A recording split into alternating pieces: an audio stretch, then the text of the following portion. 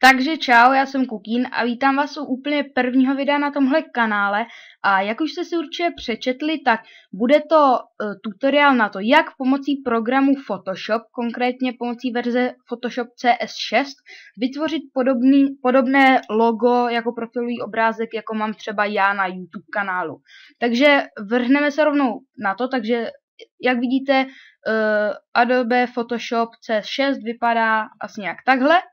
Tak, vrhneme se na to. V horním liště zvolíte File, New. Tak, můžete si nějak pojmenovat, já to nějak nepojmenovávám. Tak, tady si nastavíte 1048 a tady si dáte pixely.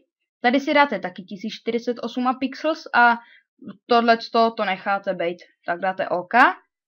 Vytvoří vám to takovýto vlastně čtverec bílý, jakoby nový projekt, kam budeme vlastně dělat to logo. Takže já teďka vytvořím úplně stejné logo, jako mám já, a vy si tam samozřejmě budete moct dát něco jinak a jak budete chtít. Takže začneme určitě názvem. Já tam mám napsáno v tom logu KH, jako Kukín hraje, zkratku. Takže klikneme tady na volbu pro písmo. Tak.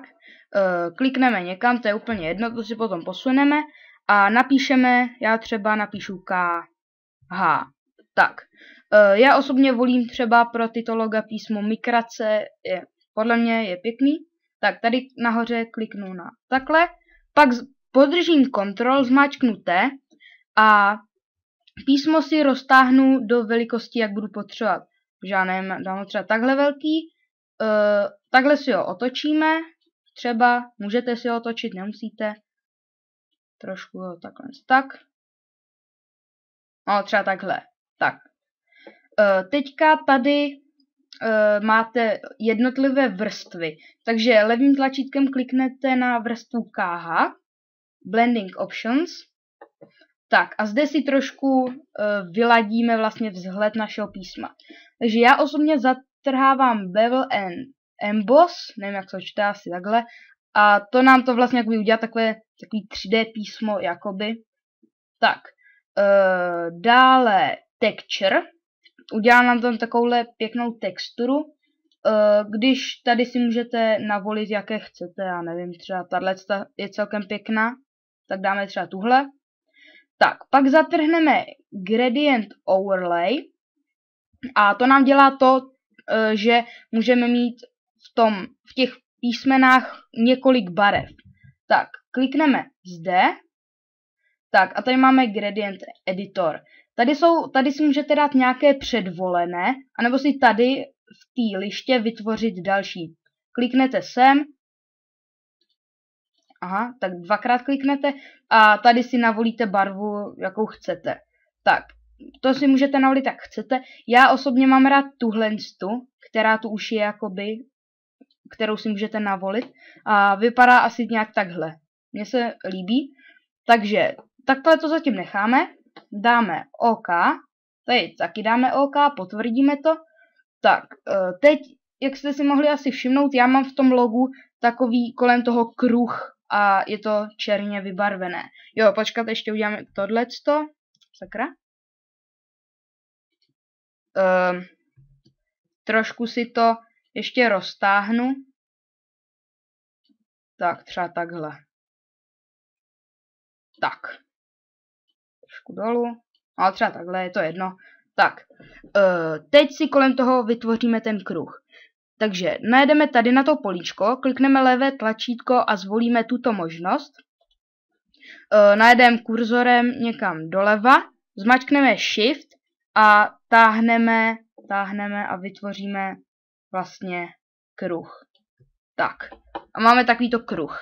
Tak a teďka já to mám třeba vylitý černou barvou, ono to pak zvýrazňuje trošku ty písmena, je to tam líp vidět na té černý. Takže zvolíme tady, kde to mám, tady kyblík, ale jak vidíte, kurzor se nám změnil v takovýto křížek nebo co, takže nemůžeme tady vlastně dávat tu barvu.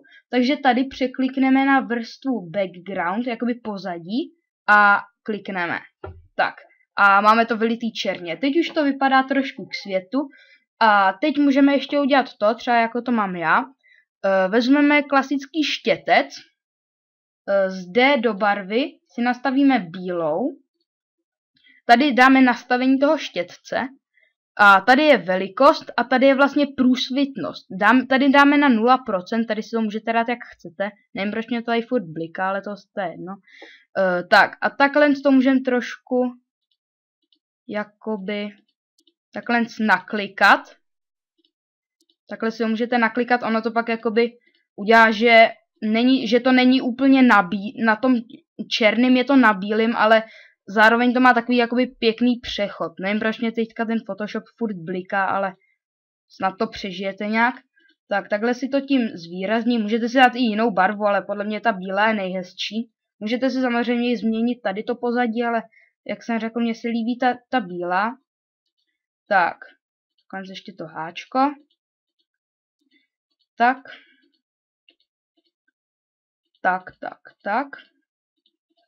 Tak, a takhle, ještě tady. A takhle už je to jakoby hotové, nebo já to mám takhle hotový. Můžete si tam samozřejmě ještě něco přidělat, ale takhle si toto základní logo mně se takhle líbí, takže já to takhle nechám. Pak si to uložíte, dáte File, Save As. Zde si zvolíte složku, kam si to chcete to uložit, nevím kam, tady si to pojmenujete a tady musíte zvolit, takhle se vám to uloží ve Photoshop formátu, to znamená, že to na to YouTube nemůžete vyrenderovat. Takže si musíte zvolit JPEG, což vám to uloží v JPG formátu klasickým, anebo si zvolíte PNG, já to ukládám v tom JPG, tak, zvolíte si to, já nevím, na plochu, no třeba takhle to dáte uložit a tady si nastavíte kvalitu.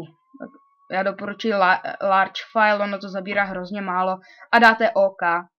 Tak a to je úplně všechno pro tenhle tutoriál. Já se s vámi loučím, pokud se vám video líbilo, tak rozhodně dejte palec nahoru, popřípadně odběr a takže ahoj.